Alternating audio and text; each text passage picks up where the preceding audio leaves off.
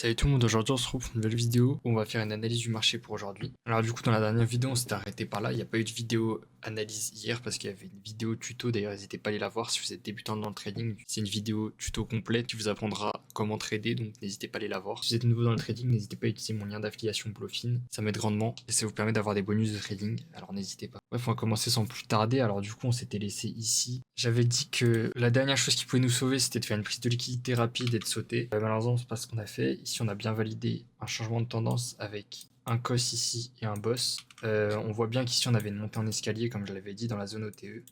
Je le disais depuis très longtemps, des semaines et que là du coup on fait une descente en ascenseur. L'objectif c'est d'aller chercher un niveau plus bas parce qu'on trade la tendance et que la tendance est baissière. Donc pour moi, il y a deux objectifs. Enfin, il y a plusieurs possibilités, mais là, dans tous les cas, la direction est baissière. Donc, soit on remonte doucement en escalier à baisser, on remonte chercher la zone OTE qu'on a ici parce qu'on a validé un choche. Et ensuite, on se fait rejeter. Et du coup, ça nous fait une descente en ABC dans cette zone-là pour peut-être pouvoir du coup rebondir ici dans cette IFVG, cette OB que j'ai tracé depuis super longtemps et qu'on n'est toujours pas allé chercher. Et du coup, on rebondirait ici, ça nous ferait un double bottom. Ça pourrait être beau, mais la tendance est baissière, donc normalement on target un nouveau plus bas. Et donc il y a des chances qu'on aille juste chercher plus bas en fait, qu'on aille du coup chercher au moins cette FVG daily et cette OB. Et ensuite ici on pourrait repartir à la hausse peut-être, ou continuer la tendance baissière. Mais en tout cas ici en plus on a la fin de la FVG monthly plus l'ancienne ATH. On a une FVG daily, un OB. Donc ces zones sont importantes à aller chercher quand même. Donc plusieurs scénarios. Soit on remonte, on va chercher en bas et on repart, double bottom. Soit on va directement chercher en bas et ensuite on voit ce qu'on fait. Soit on remonte en escalier pour aller chercher plus bas. Soit on inverse la tendance. Dans tous les cas la direction est baissière. On peut aussi totalement ne pas aller chercher cette zone et directement faire un truc comme ça.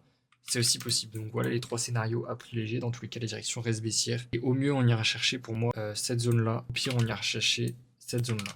Voilà pour moi ce qu'on peut faire par la suite. Du côté de l'Ethereum, bah du coup c'est même pire que sur le Bitcoin parce que lui il a déjà pris toutes les liquidités. Du coup j'avais dit qu'on avait une accumulation, manipulation, extension, donc c'est ce qu'on a fait. Du coup bah pareil que Bitcoin, sauf que si Bitcoin descend, l'Ethereum va descendre, donc pour moi ça paraît difficile de faire ça, mais on pourrait faire un sorte de double bottom pour pouvoir essayer de repartir, chercher cette zone OTE, pourquoi pas, ou quelque chose d'autre. Pour moi, c'est pas le scénario le plus probable. Pour moi, le scénario le plus probable, ce serait quand même d'aller chercher du coup un nouveau plus bas. Sauf que, bien sûr, il nous reste plus grand chose comme zone de résistance sur l'Ethereum. Il nous reste cette FVG Weekly qu'on a déjà touché un peu, plus la fin de la FVG Monthly, mais en tout cas, il ne nous reste pas beaucoup de zones de résistance non plus. Donc il faudrait pas qu'on passe en dessous des 1700 quoi. Et pour inverser la tendance, en fait, il nous faudrait une grosse pression acheteuse qui vraiment nous inverserait ces montées en escalier, ces descentes en ascenseur, que ici on fasse vraiment un truc en ascenseur, et qu'ensuite les descentes se fassent en escalier. Et là, on inversera la tendance. C'est ce qui caractérise une tendance haussière et une tendance baissière. Donc pareil, soit le double bottom, soit nouveau plus bas, mais il y a plus de chances de faire un nouveau plus bas. On peut aussi, vu qu'on a validé un changement de tendance comme ça, aller chercher cette zone avant de redescendre, c'est aussi possible. C'est tout pour cette vidéo, merci de l'avoir regardé, n'hésitez pas à rejoindre mon Telegram, mon Discord si vous voulez discuter avec moi ou si vous voulez de l'aide. Moi je vous laisse là, merci d'avoir regardé.